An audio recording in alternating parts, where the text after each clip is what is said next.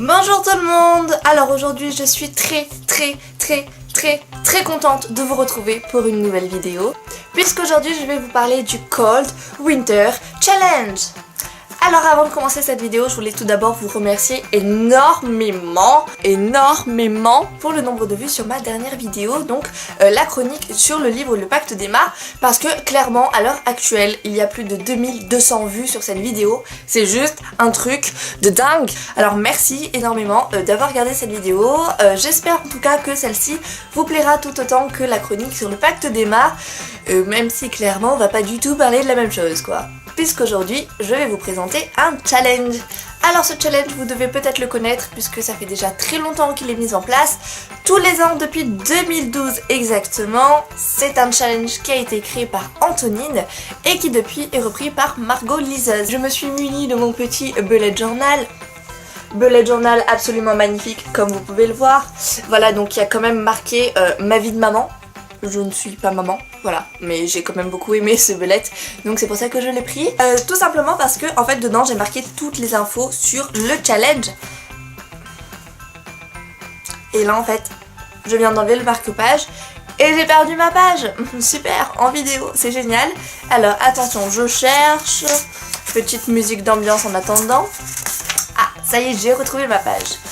Donc le Cold Winter Challenge, qu'est-ce que c'est? C'est un challenge qui dure du 1er décembre jusqu'au 31 janvier et dans lequel on a plusieurs menus.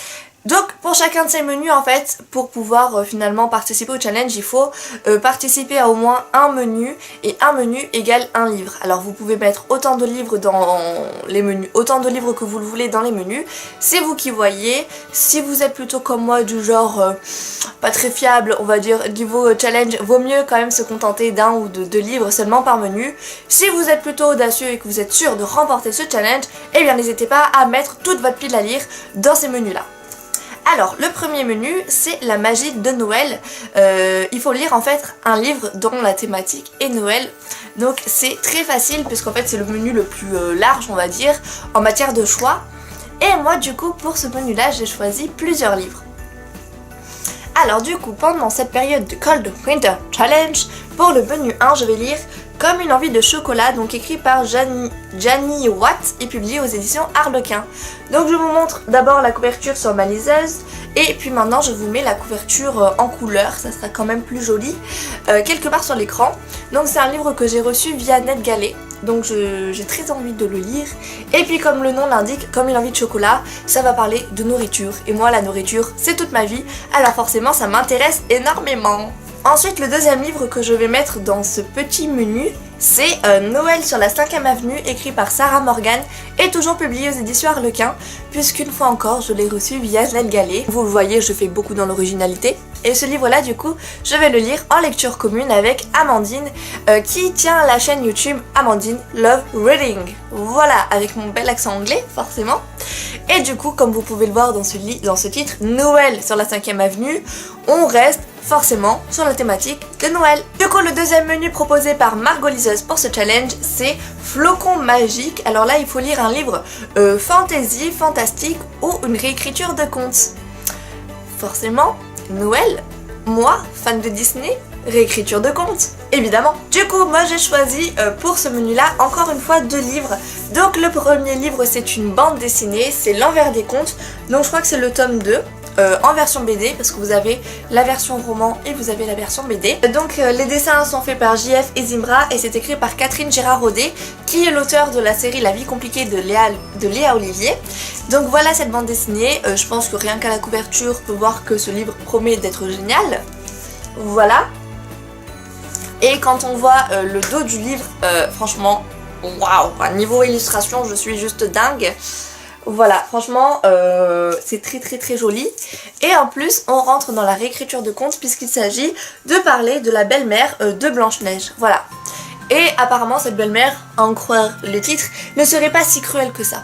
Parce que le principe de la série L'Envers des contes, c'est de reprendre des personnages, soit des personnages méchants ou des personnages oubliés dans les histoires de Disney.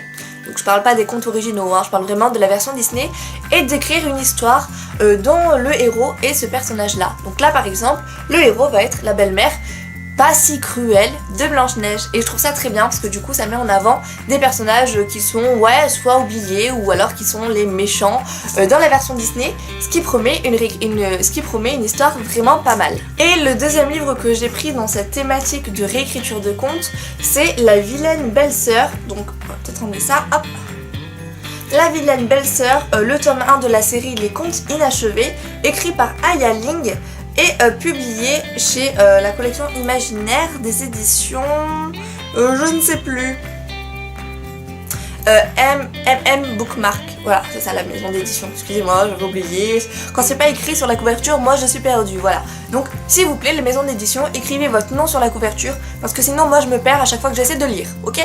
Donc voilà, encore une fois, une réécriture de conte. On parle de la vilaine belle-sœur, c'est plutôt pas mal. Et la petite phrase d'accroche très intéressante. Et si vous étiez pris au piège dans un conte de fées? Bah moi je dis oui, hein, j'aimerais bien être pris au piège dans ce genre de conte de fées, au contraire, donc j'ai très hâte de lire ce roman.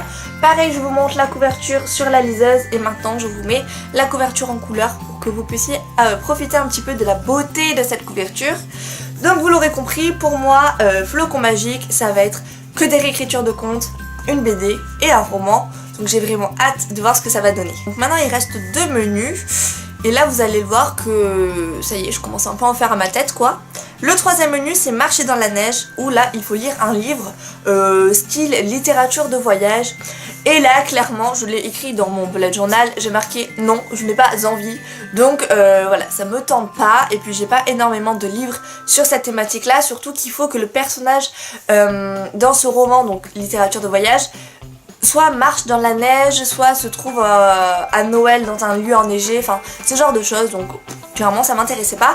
Alors voilà, forcément, je modifie les challenges, j'en fais qu'à ma tête et j'ai décidé de ne pas lire de livres pour ce 3e menu. Donc on va directement passer au 4e menu, qui s'appelle Stalactite ensanglantée. Et donc comme son nom l'indique, il faut sortir un polar, un thriller, enfin un livre un petit peu gore, sanglant, un truc policier, enfin bref quelque chose qui change un petit peu de ce que je lis d'ailleurs. Et là pour ce faire, j'ai choisi le livre Angor de Franck Tilliez. Donc là vous vous dites, ok, donc le rapport avec Noël, absolument aucun. Parce que je crois pas que pour ce menu là, Margot ait précisé qu'il fallait que ça ait un rapport avec Noël, la neige ou ce genre de choses. Donc moi je me suis envoyée et j'ai décidé de lire ce livre là. Parce que c'est un livre qui me tentait beaucoup mais que j'arrive pas à caler en fait dans mes lectures. Parce qu'en ce moment je lis beaucoup de services presse, de manuscrits pour les éditions Charleston, tout ça.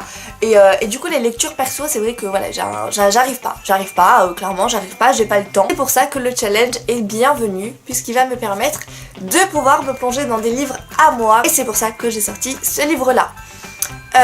Il me tentait beaucoup, il est très connu et il a l'air vraiment très sympa. Mais voilà, moi ça me plaît beaucoup donc j'ai hâte aussi de le lire. Je pense qu'au niveau par contre des menus, je vais faire genre dans l'ordre menu. C'est-à-dire que je vais d'abord commencer à mon avis par les 2 romans de Noël. Donc je vous ai montré sur ma liseuse, Noël sur la 5e avenue et Comme une envie de chocolat. Puis je m'attaquerai aux 2 réécritures de contes, donc la vilaine belle-sœur et l'envers des contes, le tome 2. Et enfin je finirai par Angor. Voilà. Donc voilà, c'est ma petite pile à lire pour ce challenge qui va durer 2 mois, tout le mois de décembre et tout le mois de janvier. Donc en 2 mois ça devrait être largement faisable. Comme je vous dis, j'espère vraiment que cette année je vais réussir ce challenge. C'est pour ça que j'ai pas mis énormément de livres pour le moment dans mes piles à lire. Peut-être que ça va grossir au fur et à mesure du temps, on verra bien. En tout cas, j'espère que ça vous aura donné des petites idées de lecture. N'hésitez pas à me dire en commentaire si vous allez participer aussi à ce challenge. Si c'est le cas, dites-moi tous les livres que vous allez lire parce que ça m'intéresse fortement. Et si vous participez pas, j'espère en tout cas que cette vidéo vous aura quand même plu. Du coup, moi je vous remercie d'avoir regardé cette vidéo et je vous dis à très vite pour une toute nouvelle. Ciao!